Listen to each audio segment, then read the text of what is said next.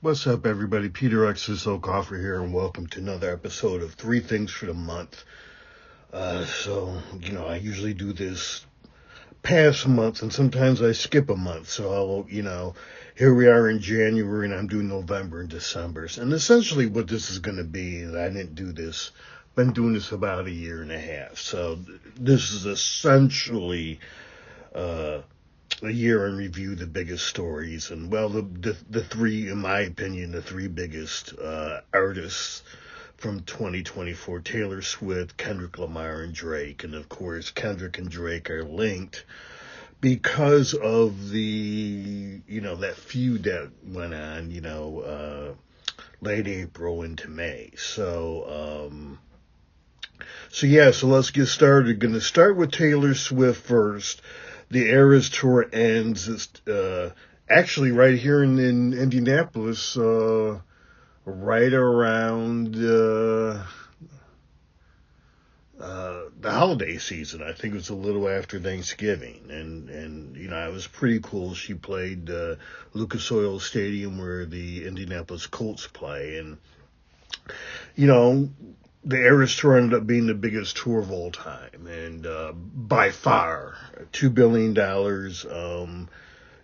Beyonce's a distant second, but hey, I mean, you know, Beyonce still did well for herself. And sitting here, in January 2025, I think Taylor Swift is the biggest artist in the world. It wasn't the best year for Drake, and we'll get into that later. Interestingly enough, I forget who had I think it was the New York Times maybe ran the story, is Taylor Swift as big as the Beatles? And of course, they got some negative pushback from a lot of people. Um, but the other who precedes me and has been doing this for, I don't know, years, maybe 8 years. I think Rick Beato's been doing his music appreciation channel, so he weighed in.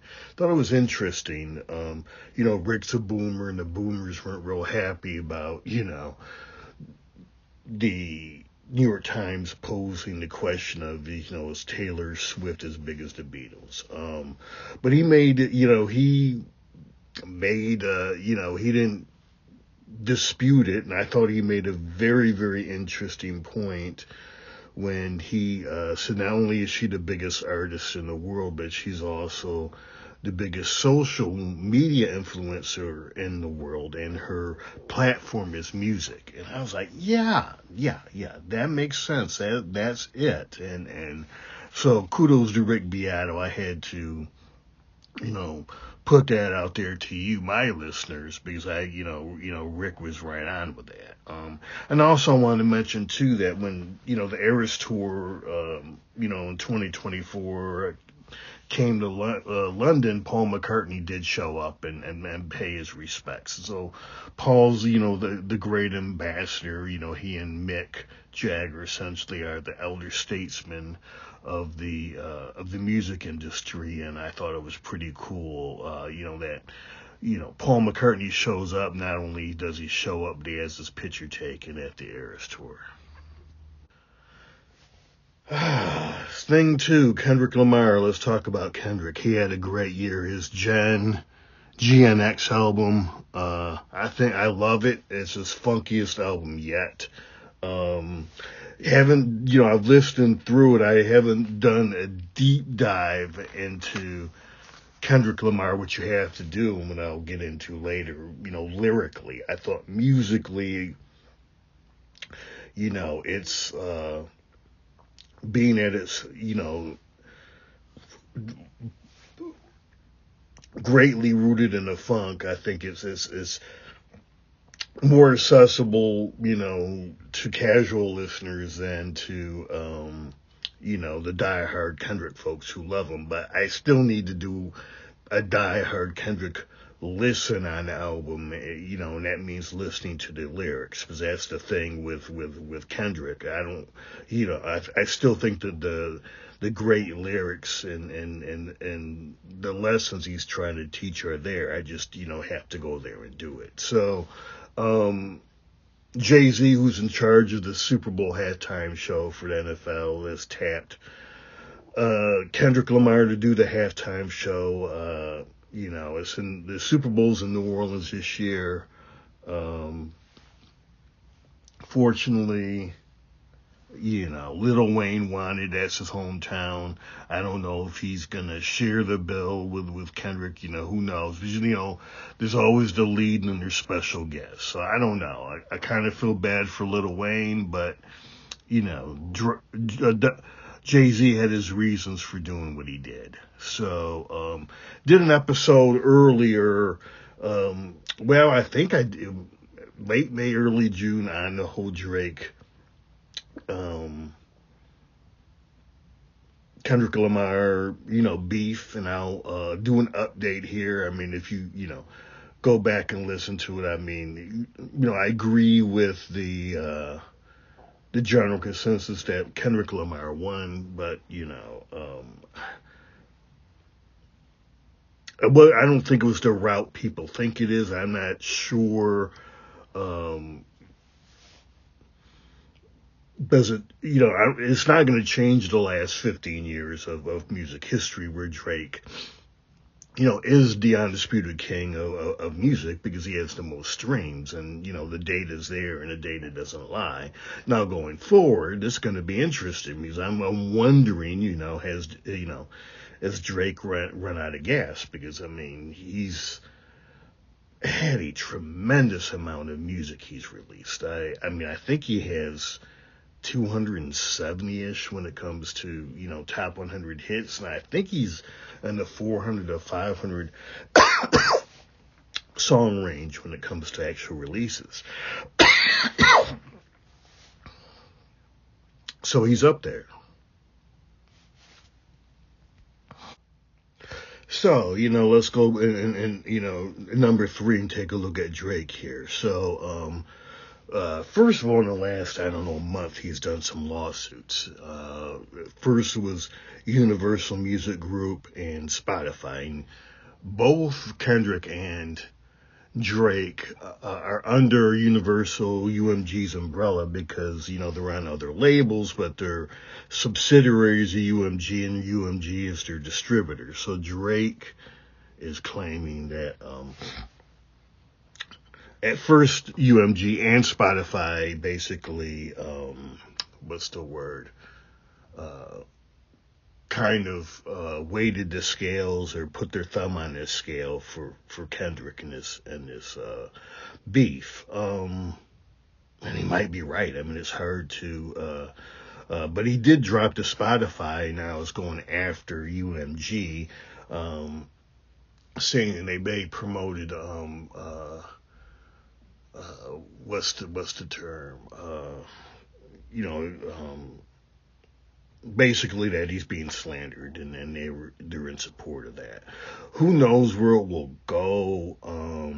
Very well could be, there might be some there, but we'll never know because, if there's a settlement, it'll be it'll never be released. As I've said before,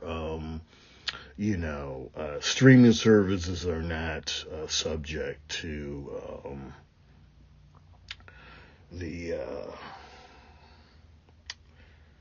I'm losing my train of thought here. The payola law, that's only radio. So essentially, if if UMG wanted to promote, Not One of Us, which is the song in question here, more so than the Drake song, they could write checks to Spotify and whoever to have them, put that in better, playlists. So, maybe he didn't have the goods on Spotify. I think there's a way you can do digital forensics to see, and even, Spotify could have screwed him over too. Spotify is not, there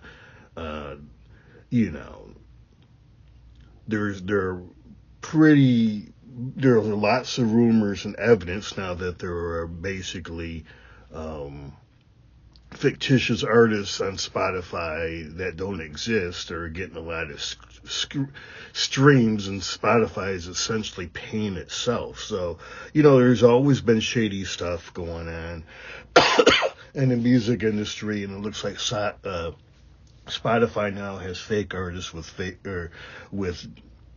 AI created music that, in effect, Spotify is creating these artists and then paying itself for streams on these artists. So we'll see where that goes and whatnot. But so, I mean, Drake might be onto something. I don't know.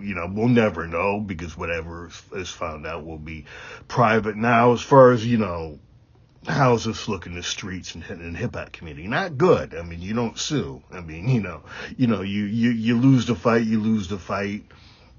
and you move on. But suing ain't cool. So, I mean, but Drake's doing what he feels like he has to do. So a couple of things, following the feud, ran across some stuff from early in Drake's career where he does make the distinction between a hip hop artist and a rapper. And he says he's a rapper and he won't, respond or get into beefs. He should have stuck to that rule. He didn't, and now he is where he's at. The other thing, that's been highlighted, in his Pusha T and Kendrick Lamar, he got real personal, and then he brought in family members, in these beefs. And of course, Kendrick threw it back at him, and then, Pusha T threw it back at him and outed his son that he now claims and is, part of the son is part of his life. Again, the unwritten rule of the streets and the hip hop code is, don't bring family members in your beef. The culture vulture stuff is still out there, against Drake, which, I did the king of culture vultures is Pat Boone, and broke down what is a culture vulture. Drake is not a culture vulture, but it still's out there, and people are saying, well, he looks for these up and coming artists and kind of collabs with them and takes their shine, so to speak. But I'm like, hey, he's also doing them a favor by giving them exposure too. So folks are still running with the culture vulture argument on Drake, and it's it's garbage. But when you're down in a fight, people are gonna go there.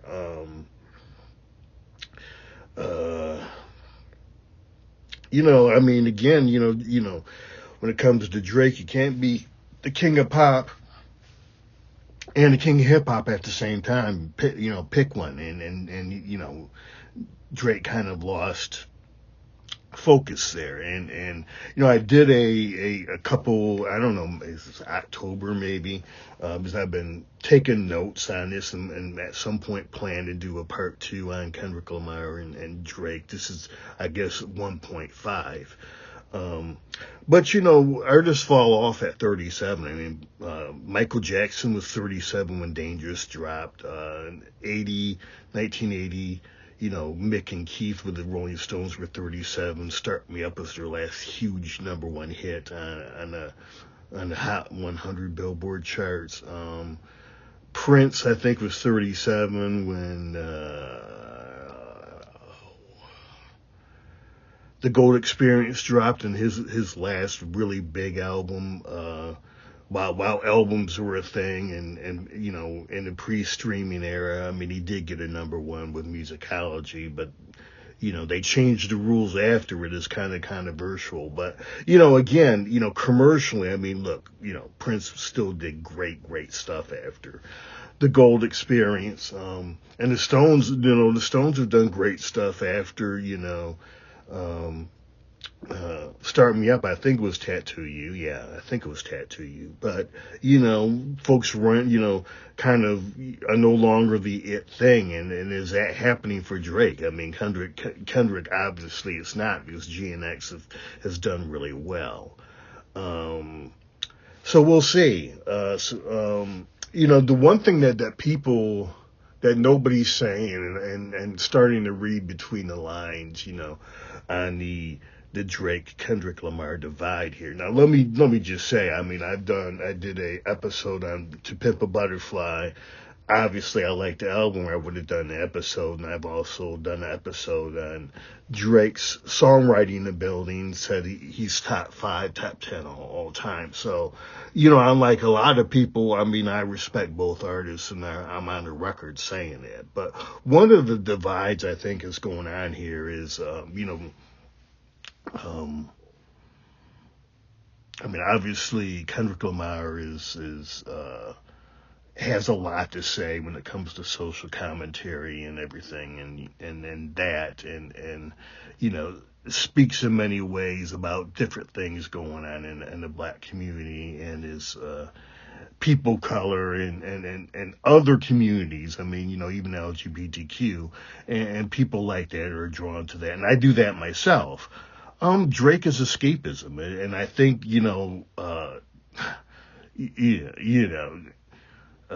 Kendrick can go after, Drake, because of that in some ways, at least by his fan base. And, there's nothing wrong in general with it, with escapism. I mean, Michael Jackson was escapist until, the History album and Blood in the Dance Floor. You take those out and,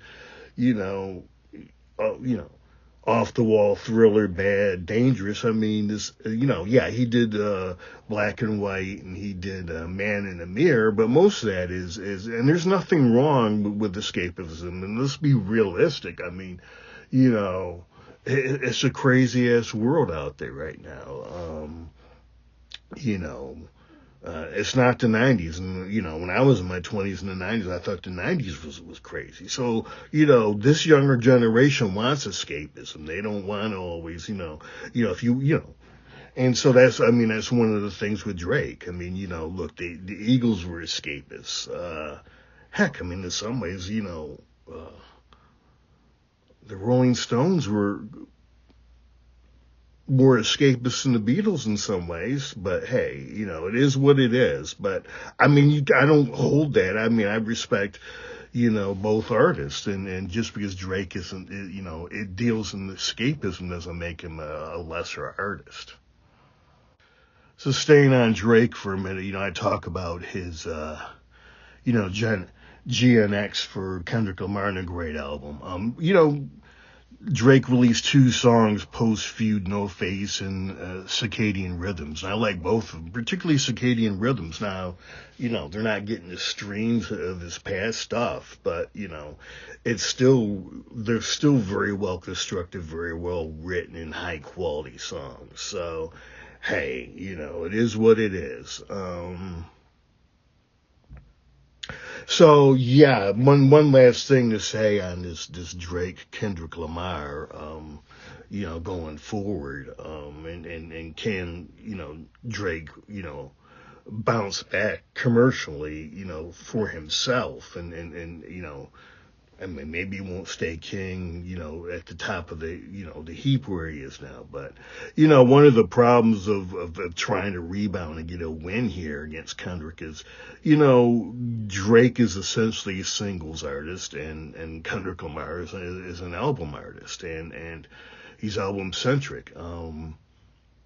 And critics still give bigger weight to albums, even though this is mostly a singles era. Now, if you look at the history of music, Elvis, James Brown, Aretha Franklin, Chuck Berry, I mean, all those folks came up in the singles era, and the Beatles sort of created the album in many ways. I mean, I think their first great collection of songs was the Help album, but their first real album, was a theme and common theme and sound, and you could tell that it wasn't just a bunch of random songs thrown together. It was Rubber Soul.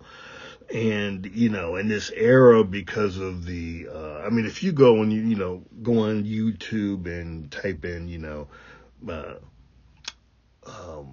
advice for new musicians, and everybody says do singles. I mean, so the record companies do not, preach albums. I mean, the albums are there, so since they don't focus on albums, they're not really constructed like the great albums of the past. And so, Drake has, does albums, but they're not really albums. And you got Kendrick who's doing albums. You got J. Cole and Tyler the Creator and Taylor Swift, but most of these artists are singles artists. The big now, you have two almost equal systems of music now. You have the upper class or the heavy hitters like Drake and Kendrick and Taylor, and you got Post Malone in there and Doja Cat and Ariana Grande, and then you have a second ecosystem, and usually these folks, their best songs get about 20 or 40 million streams per song on Spotify. But these are the folks who in the second who are kind of the middle class now musicians, but a lot of them are actually album focused. So it's funny that there's tiers, that these two tiers, and one of them is singles focused, and that's the big money tier, and then the tier, that middle tier is album focused, and so sometimes you're like, oh, the top 25 albums in 2024, and you're like, I never heard of any of these folks, and they don't make the radio, but there's so my point is what I'm getting to is, particularly the message to the boomers, if they're listening, and Gen X, is there's still a lot of artists putting out really good albums and constructed like the classic albums, but they're not getting played on the radio. So that's the main,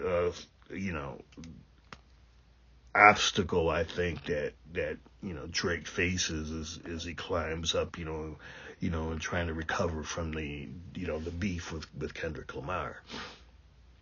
And finally, since I've been talking, this kind of dawned on me maybe, a little before Christmas, because I'm always thinking and stuff. And so Drake, this is, I guess, a fourth thing. Yeah, I'll do this as a fourth thing. Drake and Taylor Swift, and to some extent, Beyonce with Lemonade, have, and I talked about this, certainly, at length when I did Kendrick Lamar. So this section is focused on Beyonce, Taylor Swift, and Kendrick Lamar. They have a special kind of relationship with their fans. And again, when I'm speaking Beyonce, I'm talking Lemonade. And that, I've written 2 science fiction fantasy novels and novella, and I've been to a lot of writers' conventions, and I've been around up-and-coming writers and just fans of writers and authors. And, Kendrick and Taylor, and to an extent Beyonce, well, no, not to an extent. I mean, Beyonce kind of with Lemonade topped it off and really hit it and solidified this relationship with the Beehive. But all three of them, and this is new in music, so they're very, very lyrically focused, and their fans dive deep into the lyrics and, to try to really find a meaning and, in all of that. And so what happens with that relationship is it's not just a musician-listener relationship. There's an author-reader relationship, because you can't, when you get that deep with an artist, and their songs are constructed this way on purpose. So when you get that deep with your fans, it's a very intimate connection. It's not like hell, even the Beatles and Van Halen. I mean, or whoever, even Pink Floyd, but maybe to some extent, the 70s Pink Floyd, because when you have that relationship and you're getting that deep down, into the lyrics, it's almost like reading a book. You block out the world around you and you give the art your full undivided attention. And that's a very intimate relationship between artist and whoever's consuming the art. And, for the first time, and as I said, maybe Pink Floyd, maybe for some Beatles fans, but you could, you could drive the car or walk or work out and listen to the Beatles and Pink Floyd and still get a great appreciation for the music, and they could still be your all-time favorite, band, whatnot. But, you have to really, particularly with Kendrick, you have to have that relationship to really, really get Kendrick, and probably so with Taylor and a lesser extent Beyonce, but, the Beehive, dives in regardless. I mean, I have a lot of respect for her, and I have never taken a dive like that. But if you do, you're at a different level with Beyonce than, you're, most, hardcore Beehive folks would consider me a casual Beyonce fan. So that's a very interesting. And then going back to the, the Drake Kendrick Lamar feud. I mean, that's one of the reasons he, that was the obstacles in the fight, because, Kendrick Lamar fans are a lot more passionate than Drake fans because of that relationship they built with his work and with him, so to speak. So it's very unique that, that relationship, and, just wanted to bring that up to light, and it'll be interesting to see if more artists out there try to build a similar relationship and structure their songs so they can build that type of relationship with their audience. So yeah, hey, jumping into the new year, getting things going. So let me hit this close. I got 6 albums now, working on. I have most of another one, but I have to start mixing that. But I have another idea, but I don't know if that jumps in front. We'll see. But I'm hoping by spring to get something, new out there. Yeah, I have a bunch of ideas for music, so the plan is to hit 2025 pretty hard when it comes to music. So, as I mentioned earlier, I'm also a science fiction fantasy writer, and I have 2 novels and a novella on Amazon. I write under the name Peter Exodus O'Coffer. I recorded the name Exodus, Xodus, and my first album is called Book One. Because some of the streaming services, I am on all of them, but some of them will take some other Exoduses and put it with my work. So Book One is my first album. There's 317 Volume 1 and 2, and then you'll, once you hear my sound, you'll be able to, figure out what else is me there. So anyway, thank you for coming through. Appreciate you, and I will see you next episode.